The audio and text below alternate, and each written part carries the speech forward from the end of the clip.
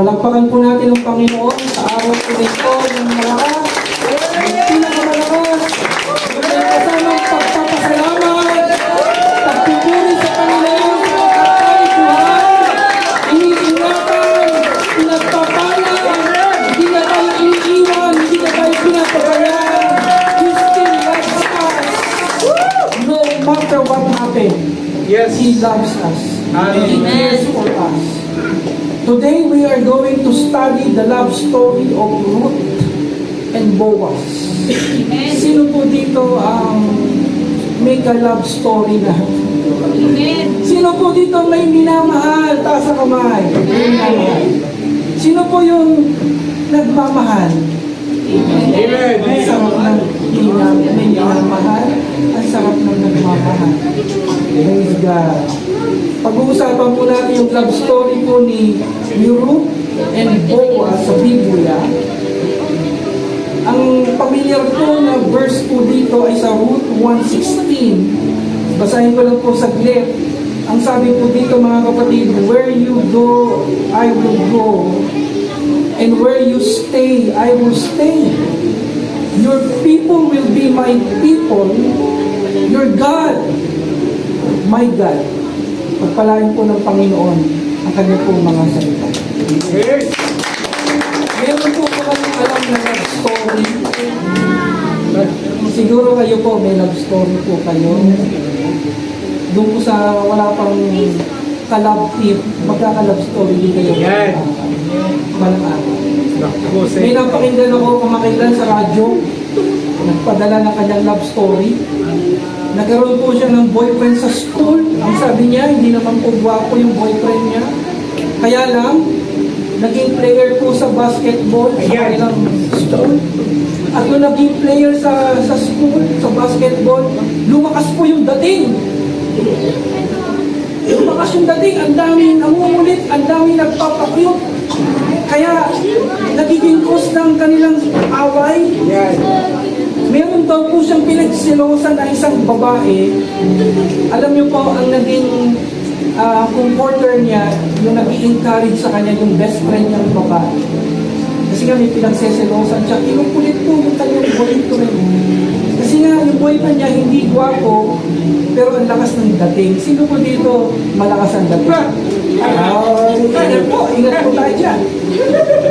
To make the long story short, lagi sila nag-aaway-aaway, di sila magkasundo, nagkahiwalay po sila. Isang araw, nakita niya yung boyfriend niya may kasama. Alam mo kung sino kasama?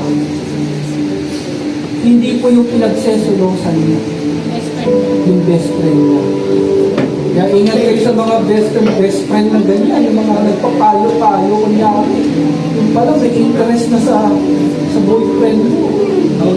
She was broken. Na-broken hearted po itong taong ito. At alam niyo po, 3 araw, hindi po siya makapasok sa school dahil dinamdam po niya. Talagang umiiyak siya, namumukto yung mata niya. Iyang-iya siya sa sarili niya. At tingin niya sa sarili niya, parang wala na magkakagusto. Kasi tumaba na siya, umamig na siya. Alam mo, sa hindi ng kanyang pagiging desperate, tama-tama po, Hearts Day, nagpadala po siya ng flower sa sarili po niya. Para hindi po siya magmukhang kahiya-hiya sa school. Kasi yung mga classmates niya, binubuli siya, tinutukso siya. Nagkataon, yung staff doon sa flower shop, working student, schoolmate niya, campus president, crush ng bayan. Iyang-iya po siya. Kasi nalaman yung sikreto niya na magpapadala siya ng flower sa sarili niya. To make the long story short, alam mo kung sino nakatuluyan niya? Nakatuluyan po niya yung campus president, yung crush ng bayan. Yung pa po doon naging boyfriend niya. Kaya doon po sa mga broken-hearted dyan, huwag kayong mawala ng pag-asa. Amen. Dahil hindi po kayo pababayaan ng Panginoon. Amen. Kapag kayo ay napo-broken-hearted, huwag nyo sanang tignan ng maliit ang sarili nyo. Huwag nyo tingnan na negative yung sarili nyo. Huwag kayong mai-insecure. Maaaring masakit sa umpisa dahil binigay mo na lahat. Pero ginanong ka niya. Sige lang. Kasi balang araw magpapasalamat ka sa Diyos pag nakita mo yung kalooban ng Panginoon. Amen. Sasabihin mo, Panginoon, salamat, inalis mo siya sa akin. Amen. Dahil meron kang laan para sa akin. Pagpakaw po natin ng Panginoon. Sabi nga sa katabi mo, huwag ka malungkot. Hindi ka papabayaan. Hindi ka pauubusan. Hindi ka niya kalilimutan. Nasa isip at puso ka ng Panginoon natin. There are only 2 books of the Bible named after women. May dalawang libro lang po sa Biblia, 66 books po yan. May dalawa lang po libro sa Biblia na ipinangalan po sa babae. It was Esther and Ruth. At si Ruth po, according sa Matthew, binanggit po ang kanyang pangalan sa genealogy ni Jesus Christ. Binanggit po siya na naging daluyan po siya ng angkan ng ating Panginoong Jesus. Ruth is one of the shortest book in the Bible. Isa po ito sa pinakamaiksi. Nasa 4 chapters lang po yan. Nakapost po sa group chat natin yung pagbabasa ng Book of Ruth. 10 minutes lang, mapapakinggan mo na, babasahin sa'yo yung Book of Ruth. Napakaganda po yan. Basahin po natin. Pakinggan po natin. Ano po ang background ng Book of Ruth? A famine in Canaan forces Naomi and her husband to migrate. Nagkaroon po ng matinding tagutong sa bansa, sa lupain nila Naomi, kaya nag-migrate po sila. Di ba? Minsan kaya nag-migrate yung mga Pilipino sa ibang lugar, sa ibang bansa dahil sa kahirapan. Ganun po ang sitwasyon po dito. So from Bethlehem to Moab. Then, ang sabi po ng Biblia, nakapag-asawa po yung dalawang anak ni Naomi ng lalaki, nakapag-asawa po sila ng Moabites women. So nakapag-asawa din, doon ang hulag migrate. And then ang sabi po ng Biblia, after 10 years, namatay po yung asawa ni Naomi. Pagkatapos namatay din po yung dalawa po niyang anak. Kaya po dito po sa sitwasyong ito, makikita mo may 3 widow. Meron po bang mga byuda rito? Taas nga po kami mga byuda. Byuda. Ayun, may mga byuda po. Dito sa Biblia, sa pangyayari ito, naging byuda po si Naomi, si Ruth, at saka si Oprah. Mga asawa ito ng kanyang mga anak. Dito po sa kwentong ito, makikita po natin mga kapatid na may pag-asa. Sabi po sa katabi mo, there is hope. There is hope even in a difficult situation. May pag-asa po mga kapatid sa Panginoon kahit napakahirap ng sitwasyon. Mahirap ang sitwasyon ni Naomi, ni Oprah, at saka ni Ruth. Kasi makumito po ito. Mahirap. No widow, poor widow. Pero gaano man kahirap, tandaan natin lagi, may pag-asa sa Panginoon. Amen. Amen. Dito po sa kwentong ito, makikita niyo po, the past is not our final destination when we serve God. Lahat po tayo may past. Ano nga pangit ng ating past, katulad na Ruth, Naomi, pag naglilingkod ka sa Panginoon, gaano man kapangit yung past mo, hindi ka niya papabayaan. Makikita po natin ito. At dito po sa lesson ng Book of Ruth, makita nyo rin na hindi po nila kilala ang isa't isa. Pakisabi po, divine appointment. They don't know each other. Pero si Lord kilala po sila. Si Lord yung nag-arrange Si Lord yung ang nag-cause para magkita sila sa isang lugar. Amen? Amen.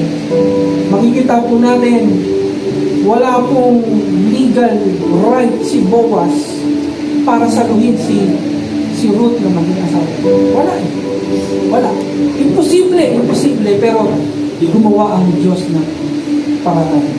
Kaya, doon po sa mga dalagat, binata na may pinag-pray, huwag mo isipin na, naku, imposible naman na magkatuluyan kami niyan. Sabi mo sa katabi mo, walang imposible sa Diyos. Walang mahirap sa Panginoon. Napakabait po at napakayaman po ni Boaz. Well, sa ating po mga Kristiyano, pag sinabing mayaman, hindi lang po ito pertaining sa material. Sa sanlibutan po ang mayaman sa kanila sa pera lang. Sa ating po mga Kristiyano na tumatayo sa Word of God, ang mayaman po sa atin ay tao na may takot sa Diyos. Tao na may pagmamahal sa Panginoon. Yan yung totoong mayaman. Sabi mo nga sa katabi mo, ito ang totoong mayaman. Ang totoong ang pinagpala. Si Ruth po ay mahirap. She was a widow. Pero kahit mahirap siya na babae, kahit biyuda po siya, si Ruth po yung babae na may takot sa Diyos. Wow! Tingnan mo nga yung babae sa katabi mo na may takot sa Diyos. Kung yan po ay may takot sa Diyos, yung babae nga yung totoong kayamanan, pagpapala, puri ng Panginoon. So tingnan po natin sa si Ruth. Ruth was a loyal woman. Ano po ibig sabihin ng loyal? Tapat, trustworthy, mapagkakatiwalaan, honest. Paano po natin nakita yung katapatan ni Ruth? Hindi po niya iniwan yung kanyang father-in-law.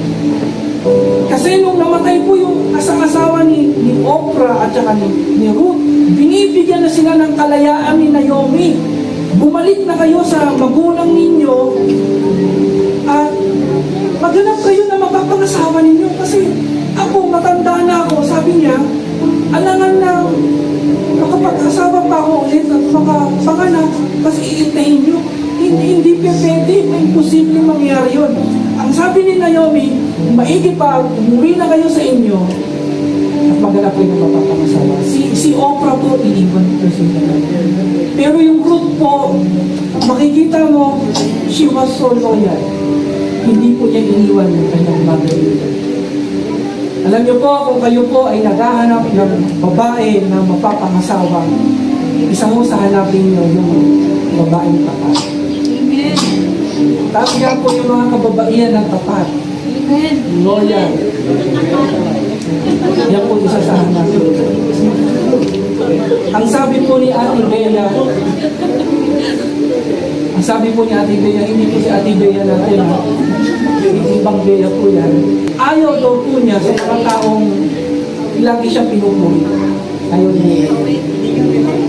Ayaw niya lalo na sa mga taong naninira. Yung maninira ka ng ibang tao, ayaw daw ni Bea niya.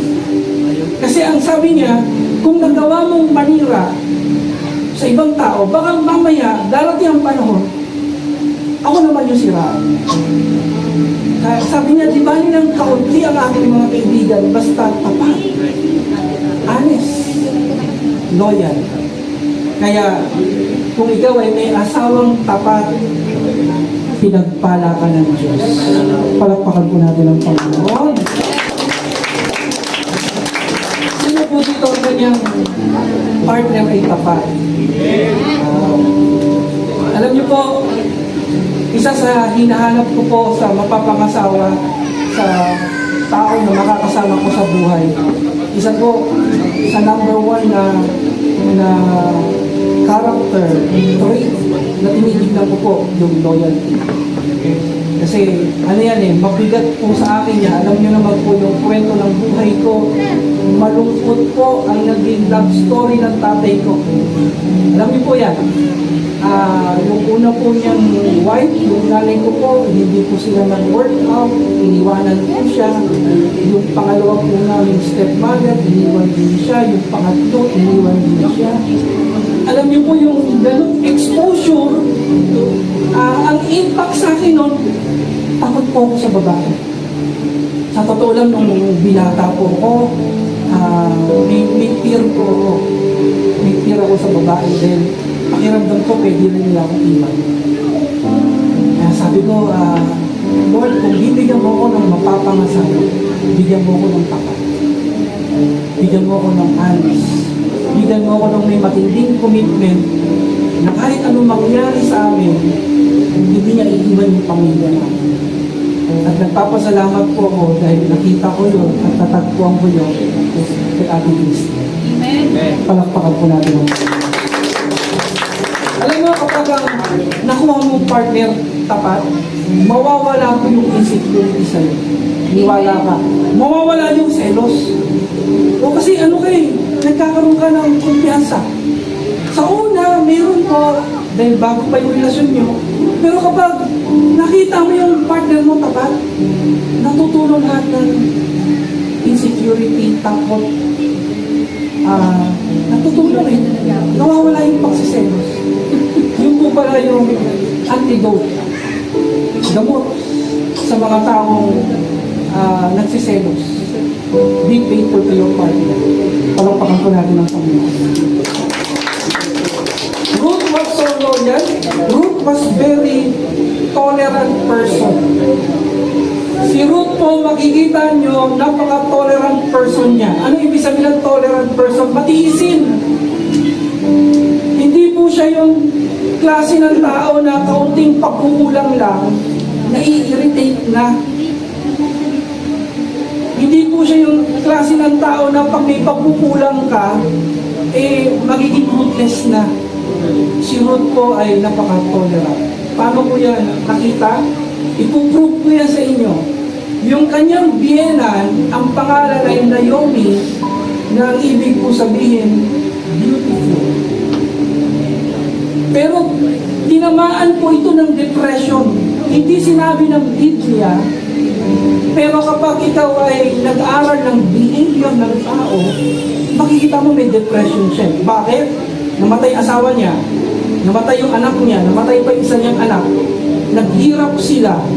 Tapos nung dumating sila sa Jerusalem, sa Bethlehem, ang sabi niya sa mga kumari niya, mga nurse, huwag niyo na akong tawagin Naomi. Kasi tinatawag siya, ayun na si Naomi. Please, Mars, wag nang Naomi. Mara na lang. Nung sinabi niya po yun, malungkot po siya. Nararamdaman ko. Kasi ang ibig sabihin ng Mara, mapait. Mapait. Tawagin niyo akong mapait. Tapos yung mga confession niya, para siyang galit sa Diyos. Para siyang nagtatampo sa Panginoon. Sabi niya, tawagin niyo akong Mara kasi naging malupit sa akin ang Diyos. Basahin niyo po ko, bro. Mararamdaman niyo, itong taong ito, may pinagdadaanan. Di ba tayo naman dumadaan tayo sa mga trials, death, suffering, pero nakakaya natin. Pero itong si Ruth, sa tindi na mga tumama sa kanya, ultimo pangalan niya, hindi niya kinatutuwaan. Pinapabago niya. Tawagin niyo ako ang talaya, tawagin niyo ako ang pait. Ganun po siya. At ito po ang kasama ni Ruth araw-araw sa bahay. At nakakaya niya po itong dalhin. Napaka-tolerant niya. Hindi niya sinabi, Madir, talagang ano ka na, ha? Kakainis ka na. Si Oprah, alis na rin ako dito. Hindi. Kundi sinabi niya, kung saan po kayo magpunta, pupunta po ako. Kung saan po kayo mag-stay po ako. Your God will be my God. Napagpapasensya niyo. Sino po mga singles?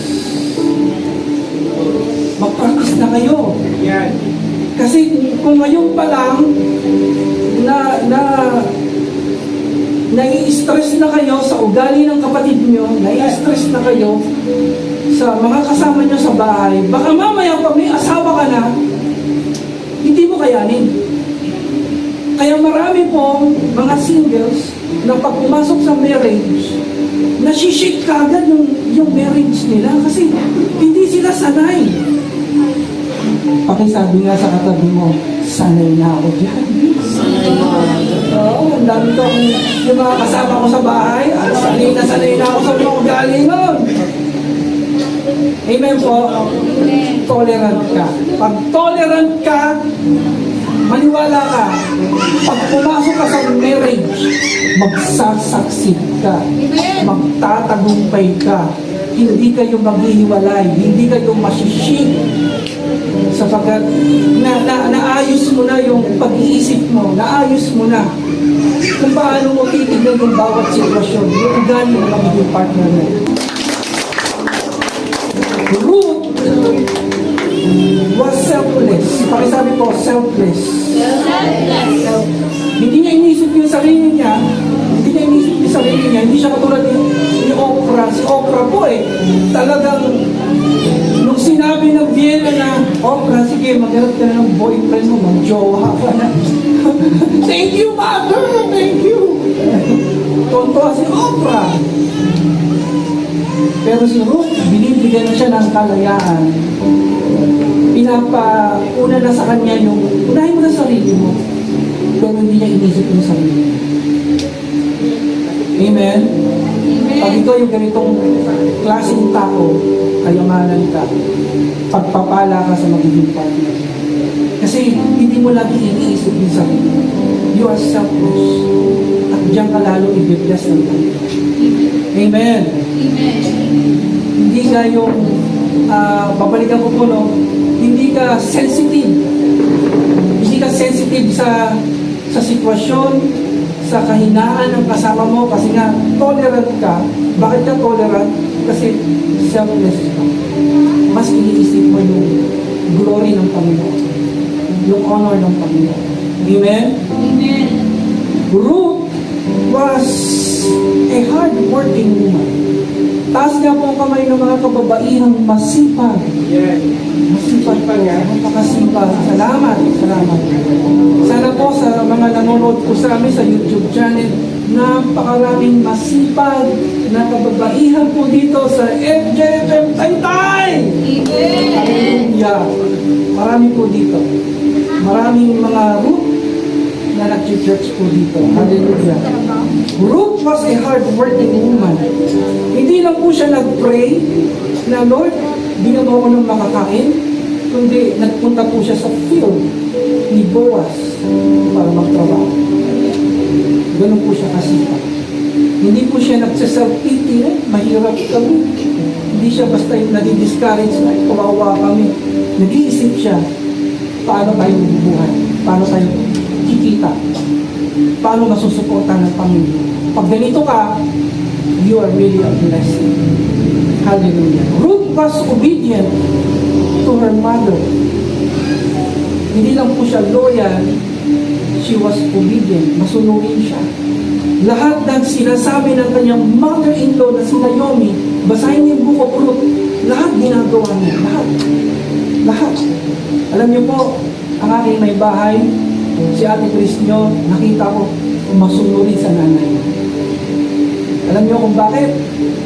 Kasi po, ayaw sa akin ni Ate Chris. Ayaw niya sa akin, hindi niya ako type. Pero sabi ng nanay niya, kung maghahanap ka ng boyfriend, ang gusto ko si Pastor Lito. Gusto ko may takot sa Diyos, maglilingkod sa Panginoon tulad niya. Kahit wala namang kayamanan, pero mayaman niya sa Panginoon. Mayaman sa pananampalataya.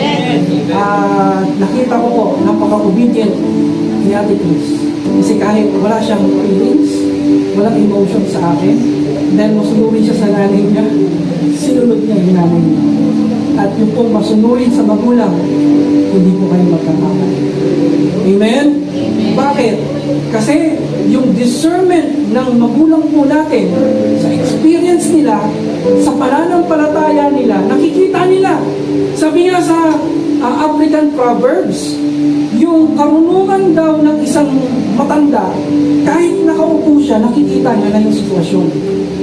Compare sa isang kabataan, kahit pumunta ka pa sa pinakamataas na bubong, pinakamataas na building, pinakamataas na puno, hindi mo daw nakikita yung nakikita ng isang matanda na nakaupo na. Ganoon po si mami mo. Nakikita niya na eh. Ito yung kahinaan ni Chris. Ito yung mga strength ni Pastor Leo. Ito yung mga kahinaan ni Pastor Leo. Ito naman yung kalakasan ng aking anak. Magmamatch to. Amen? Amen. Amen? Kaya doon sa mga wala pa pong boyfriend, girlfriend, sana po lumapit kayo sa inyong parents, spiritual parents, sa inyong mga mentors, leaders. Humingi kayo ng panalangin, humingi kayo ng advice, kasi mas matalas yung kanilang discernment. Maniwala po kayo.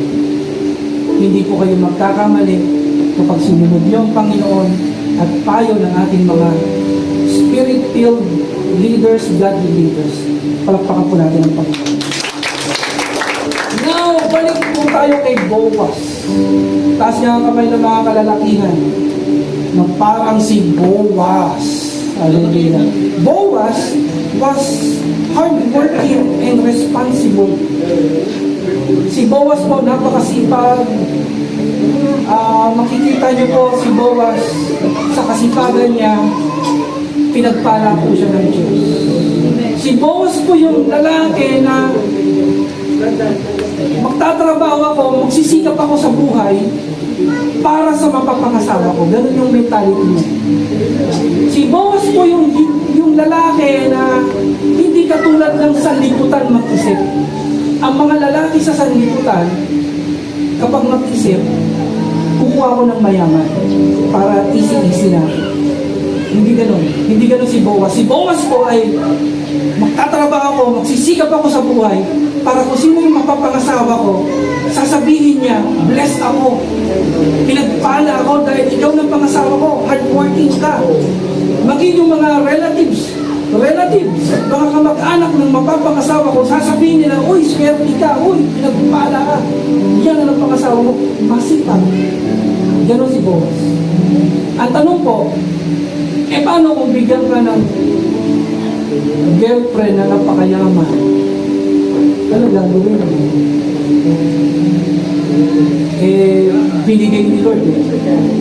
I-challenge mo. Boaz, makinig ka. I-challenge mo. Sabihin mo sa kanya, lahat ng kayamanan niyo, wala akong kukunin niya kahit sino. Pag mag-date tayo, hindi ako magpapalibre sa iyo. Wala akong kukunin kahit kaunti. Lahat yan sa'yo. Lahat ng pinundar mo, sa'yo, sa magulang mo, sa'yo yan. Amen? Tapos daliman mo pa, dagdagan mo pa. Ang lahat naman ng akin, lahat ng ito, ibibigay ko sa'yo. Wala akong ititira. Lahat sa'yo. Paano ikaw? Wala. Basta ikaw sa akin. Sapat na. Palakpakan natin ang Panginoon. Amen. Huwag kang matatakot kapatid pag sinabihan ka, paano itong mga properties nito, paano itong mga ganito, sa parents ko na to, sa mga kapatid ko to. Huwag po kayo matakot doon. Amen? Amen. Bilang Kristiyano, bilang anak ng Diyos, alam mo sa sarili mo, ang ama mo ay ang Panginoon natin sa atin. Pinagpala ka. Amen? Huwag kang mai-intimidate. Huwag kang mayaman yung jowa ko. Mas mayaman ka dahil ang tatay mo yung Ama sa langit. Palakpakan natin.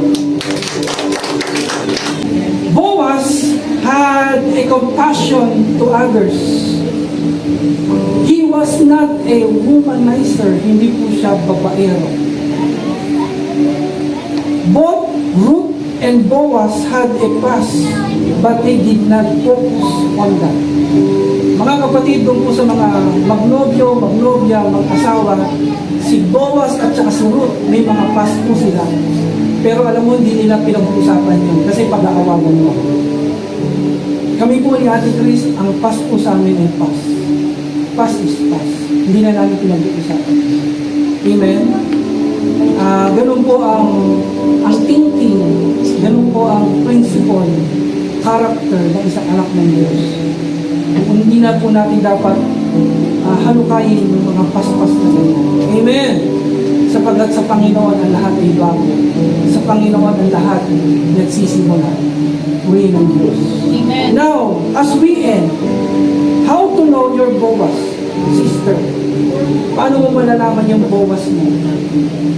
Mga kababaihang dalaga, paano mo madidiscern na ito ay Boaz ko na talaga to? Well, Boaz will treat you better than you deserve. Iba yung treatment sa'yo ni Boaz. Godly talaga to.